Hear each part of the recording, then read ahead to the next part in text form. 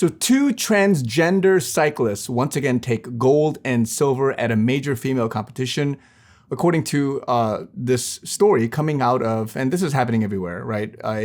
Illinois State cyclocross championships that happened Sunday. Now these two people had already won first and second at a different competition, but a lot of them calling this outrageous and an assault on the rights of biological female riders, and others praising the movement of transgenderism. And now, again, this video, just as a caveat, is not to bash people. It's not a hate video. This is none of that, but to really wake you up, because a lot of us don't understand the movement that's happening according to 2 Thessalonians chapter 2 about the mystery of lawlessness and how God will send a strong delusion. And in verse 7 says that the mystery of lawlessness is already at work, and this is according to the working of Satan with all power, lies, signs, and all power, signs, and lying wonders. And so this strong delusion is something that is occurring everywhere. This is happening in modern day society, yet people look at something like this and they're okay with it. If you look at this from a logical perspective, as more and more people move to this transgender identity, and then they say, oh, I want to do cycling or any female competition for that matter, it's just going to make logical sense that these guys are going to take over all of female sports. They're going to place first and second. They're going to qualify. They're going to basically, you're going to see them in the Olympics and everywhere. Unless this type of movement is stopped. You have to nip it from the very beginning. And so a lot of us don't understand something until it becomes extreme. A lot of things like the illegal border crossings that are happening right now. How many millions of people need to come into this country before you realize, okay, well, maybe we should have some boundaries on how we vet people coming in? How about the whole COVID situation, lockdowns and mandates, shutting down churches? There are many things for which until you take it to the extreme, you think it's okay, oh, just to let a couple slide. But then once they take over, you realize, okay, there's something wrong with regards to an all or nothing versus like a little bit of a boundary that is blurred and you take some case by case type of scenario. Something like this, you have to have boundaries. You cannot let some people kind of come into your locker room, into your bathroom and just laugh it off and think it's okay.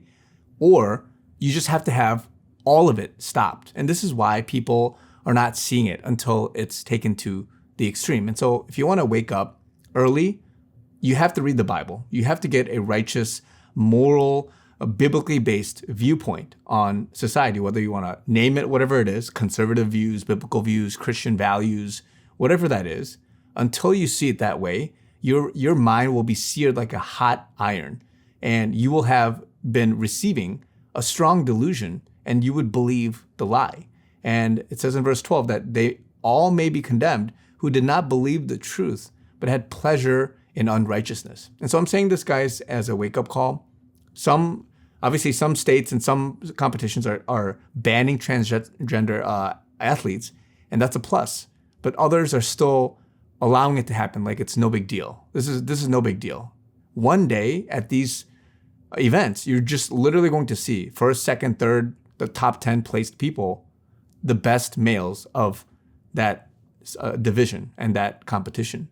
Wake up to the agenda of Satan. Wake up to the irrational thinking that is plaguing much of society today in all realms. This is one realm that's very obvious to me, to many others. To others, I don't know, there's a disillusionment that's happening for which they think this is okay. But until it's taken to the extreme, then you may wake up to think, oh, maybe there's something kind of wrong with this, because it's literally assaulting biological female athletes. And the same goes for any other thing. I talked about citizens, illegal immigrants coming in. When is it? When they take over voting, they take over the military, they take over all these jobs.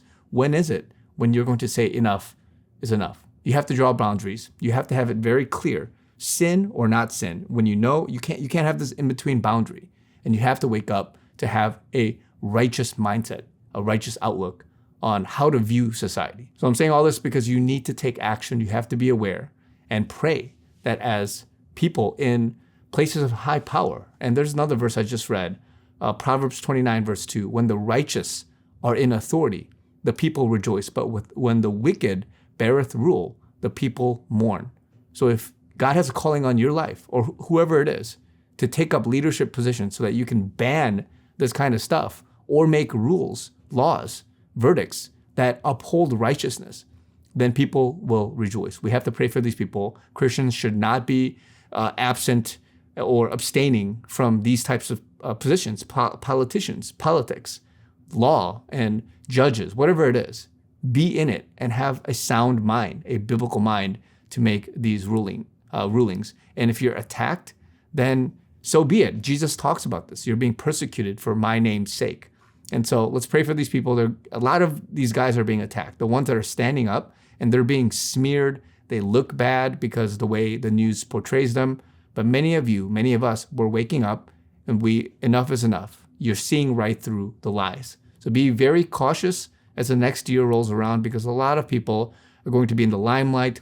They're going to be shelled, basically attacked, assaulted. And you have to be careful of this. If you've learned anything in the last 10 years, what they say initially, oh, this person accused of this and that, Trump, for example, many things have happened, but yet it was all a campaign, a rhetoric, a perception attack, so that it could win the court of public opinion in the eyes of the general uninformed, lacking, right, public and the people that do not have a sound mind. You need to have a sound mind. Be encouraged. Love you guys. God's raising up good people, and we're going to take back what was lost. And also, if you want to say this country and many other places of high power that requires good, righteous rulers. Talk to you guys very soon.